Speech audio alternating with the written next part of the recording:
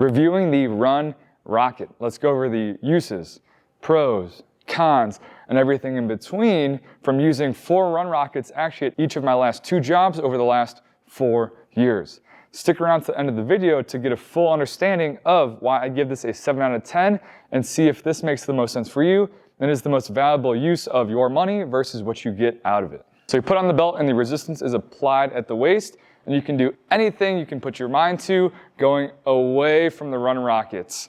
Linear, lateral, crossing over, backwards walking as well are some of the uses that you can do with the Run Rocket. 4 pros of the Run Rockets. Number 1, it is very good at what it does, and that is mainly resisted sprinting. 2, there's a variety of uses, a lot of directions just going away from the Run Rocket itself.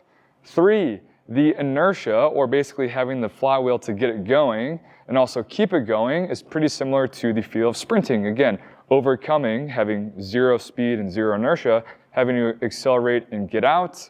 And 4, it is pretty portable just within one facility itself. There's 2 big wheels, and just wheeling it around isn't too hard. Next, some of the cons of the Run Rockets. Number 1 is it can be a little bit herky-jerky. It's a heavy wheel with a pad of friction applied to it. So although the inertia is good, depending on the drill it can be a little bit kind of start-stop, kind of jerky. Second con, you can't take it off. If you were to undo the belt and let it suck back in, it would carry so much speed and have so much kind of energy when it slams in that it might damage the Run Rocket. So the only way you can get it back is by the athlete walking or jogging back in, which can take up some time. Third, the loading isn't too precise. Oftentimes throughout the course of one rep itself, or even multiple, the load or the number on the screen of resistance will kind of change over time.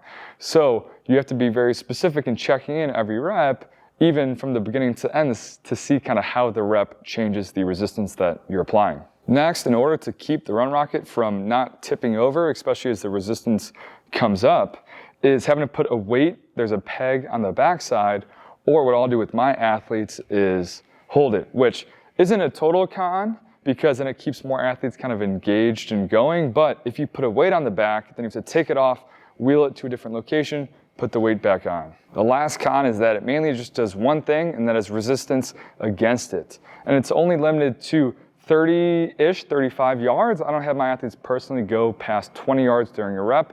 So it's mainly acceleration focused.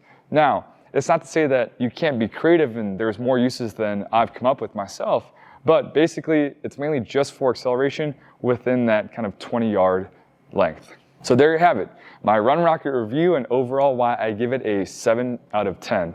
The uses, pros, cons versus what you pay for it, and the price on the website as of filming this video, a Run Rocket is $2,299. So $2,300, you get a very simple, solid, reliable piece of resisted sprint machinery. So hopefully in this review, this will help you make a better decision on if this makes the most sense for you in your training.